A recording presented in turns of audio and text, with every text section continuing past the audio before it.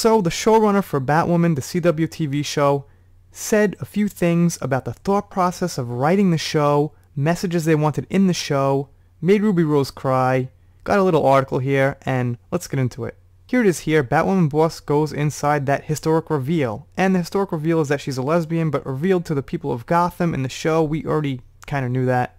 They explain that in the beginning here, about how Gotham was unaware, and now they're aware.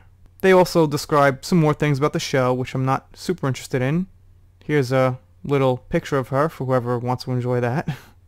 They also go on to say that Batwoman, which made history as the first series with an openly gay superhero in its title and played by an out lesbian, now adds to its place in TV pantheon as the first superhero to come out publicly. It's kind of unreal, says showrunner Caroline Dries, who penned Sunday's groundbreaking episode.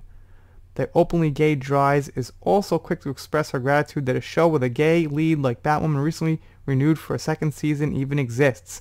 I am still a little bit in shock that I'm being allowed to write this show with so much freedom, says Dries, who previously ran The Vampire Diaries. Now, we can see that Batwoman's lesbian. We can also see that a lot of the writers are lesbians, and the showrunner is lesbian, and the actor who plays Batwoman is lesbian. Which is fine, theoretically, but what I keep saying is, Batwoman is not a lesbian in the mind of the creator. So what we have is people who are lesbians changing the character. I'd rather see them write their own lesbian character, and I can't have a problem with that. I won't have a problem with that, or refuse to have a problem with that. But when they're using a character who was originally not a lesbian, yeah, I started, gonna keep going, then I have a problem. And I know she was lesbian in the comics, but not really. From 2000 or 2005, something like that. But like I said, the original comics, she was not a lesbian in. Actually, she was possibly love interest for Batman. Let's get into some questions here. Get into some of these questions I asked her. That's what I wanted to read.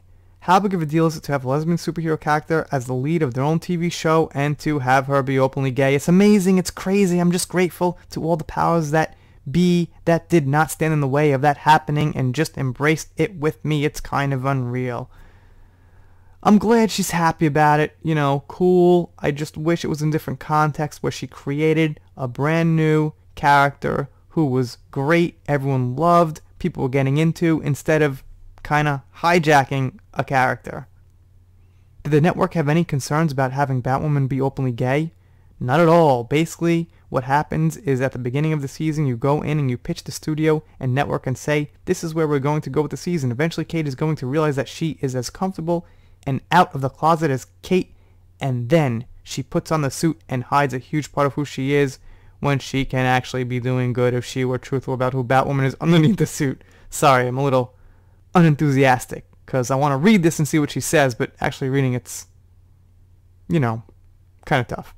She's going to come out and there are going to be consequences. The thing that any sort of storyteller wants is a situation where the character makes a decision and there are consequences, because that means more story and more drama.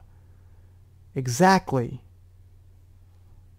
I'm trying to think of a character who had no drama and no consequences. Thinking Ray. Ray. There's no consequences. It's boring. Okay. Just from a story point of view, it's a great idea, and then from just a unique point of view, it's like, great. Let's be the first show that does that. She's asked how Batwoman's coming out impact her and the show, and the best part of her answer I see is that the other thing is the Vesper Fairchild says it in the voiceover. What happened to politics staying out of our superheroes? What will ultimately happen is that the GCPD who was in charge of the Batlight becomes a little conflicted about what statement they are making now when they put the light. You know, the politics and politics like this, to me, are different. Because politics, normal politics, are about war, about hunger, about poverty, about things that don't have a sexuality or color of skin. But this is kind of a politic that's about sexuality and a very specific group. So I keep trying to tell some certain people there are different politics. Like the prequels to Star Wars might have had some politics about war. But those are general politics that everybody can relate to. The politics in the Disney trilogy were different. There were politics about gender, race, things like that. So that's where I think there's a difference. And with Batwoman, it's not just flat politics. People like to tell you, well, there's just politics in everything, but there's different types of politics. And some people don't understand that, and that's a shame. Could we see Batwoman take on any LGBT-focused social issues within Gotham? Possibly in the future. I think for now, what we'll come to find out, she has bigger fish to fry just in a personal sense that will monopolize her time for the most part. But I think that definitely will be part of her story, while still dealing with all the interpersonal dynamics and drama with Alice. She goes on to say here, when asked, this episode clearly means a lot to you, what were your feelings while writing it, that she was thinking about her high school experiences, stuff like that. She wanted to have it cool, edgy, and scary, but not like some kind of after-school special, which pretty much season 1 felt like from what I saw up to about episode 4. So, okay, she put in some personal things here, but I don't know, man. Like, yeah, you can put personal things in a story, but I think when you're dealing with characters like superheroes, Jedis, things like that, it might be better to make some kind of separation between like really personal issues.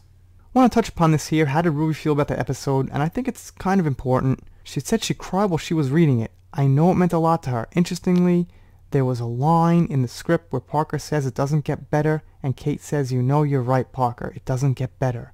Ruby wrote to me and said, you know, a lot of people look up to this character and watch this show and they don't want to hear the lead character say, you're right, it doesn't get better. So we found a way to tweak it. So it could be like, it's still hard out there, but you will get better if you start to love yourself more and embrace yourself. It was personal to both of us, so we wanted to make sure we got it right. And that's it. That's the point I'm making. It's so emotional and personal to these people that it really muddles the storytelling and how good the character can be, because it's like them. They want to put themselves in this character's shoes. They're not trying to create a good character. In the same way, I think that Kathleen Kennedy kind of wanted to put herself in Ray's shoes. She wanted Ray to be this incredible character, to show up all the men that women are awesome, and she wasn't really concentrating on making a good character. That's my main point here. By showing these women are crying, they're so emotional, there's staff writers who are lesbians, the actor is a lesbian, the showrunner is a lesbian. So what is the crime-fighting and Batwoman character doing helping these people promote their sexuality is what I'm saying. Can't see how that's wrong. It's a crime-fighting character.